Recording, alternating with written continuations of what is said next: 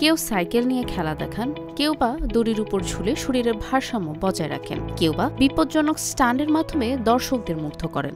বলছিলাম সার্কাস শিল্পীদের কথা। এমনই একজন পেশাদার সার্কাস শিল্পী শাহিনা আক্তার। তার জন্ম ও বেড়ে ওঠার সাথে ওতপ্রোতভাবে জড়িয়ে আছে এই সার্কাস। মনে হতেই পারে সার্কাসে দেখানো রঙিন ও আলো ঝলমলে খেলার মতো সার্কাস শিল্পীদেরও জীবনটা হয়তো রঙিন, কিন্তু বাস্তবতা এর সম্পূর্ণ বিপরীত।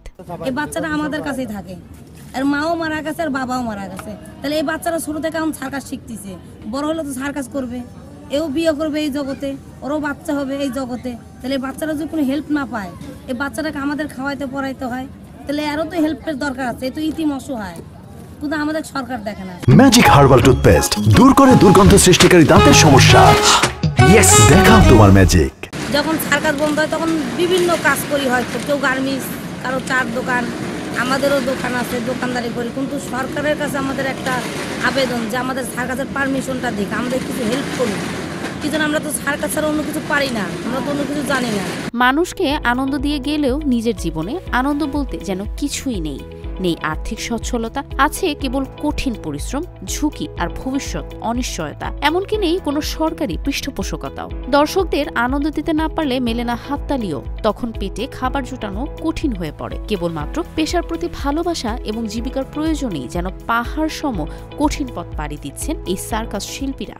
যখন সার্কাস চলে তখন আমাদের একটু সুখ হয়, পয়সা কড়ি কাছে থাকে, তখন আমরা একটু চলতে পারি। যখন সার্কাস বন্ধ থাকে তখন তো আমাদের দেখার মতন কেউ নাই। পড়ে গেলে, আমাদের হাত পা ভেঙে গেলে তখন তো মালিকই দেয় না, তখন নিজের টাকা দিয়ে তখন চিকিৎসা করা লাগে। অনেক কিছুর মান আছে, আমাদের কোনো মান নেই। আমরা কি করে খাবো গরিব মানুষ?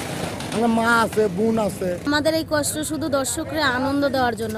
যিনি আমাদের চালান, এই প্রতিষ্ঠানের মালিক, ওনার থেকে আমরা আকুল আবেদনভাবে সাহায্য পাই, বিদায় আমরা চলতে পারি। প্রতিষ্ঠানটা যদি না চলে, আমাদের চলার মতন কোনো ক্ষমতাই নেই। এই শিল্প আজ অনেকটাই বিলুপ্তির পথে। এই শিল্পকে বাঁচিয়ে রাখতে দরকার সরকারি বেসরকারি পৃষ্ঠপোষকতা। সরকারি পৃষ্ঠপোষকতা হলে তারা কাজে মনোযোগ দিবে, তাদের আন্তরিকতা আরও ভালোভাবে বৃদ্ধি পাবে। কিন্তু সরকারি অনুদান যদি না দেওয়া যায়, সরকারি পৃষ্ঠপোষকতা যদি না করে, তাহলে সার্কাস আস্তে আস্তে বাংলাদেশ থেকে শেষ হয়ে যাবে। বাংলাদেশ সার্কাস মালিক সমিতির সাধারণ সম্পাদক জানান, সহযোগিতা পেলে বাংলাদেশের সার্কাস শিল্প বিশ্ব দরবারেও পরিচিতি ও স্বীকৃতি লাভ করতে পারে। সার্কাস গ্রাম বাংলার একটা ঐতিহ্য, যেখানে মা বাবা ভাই বোন সবাই সার্কাস দেখে।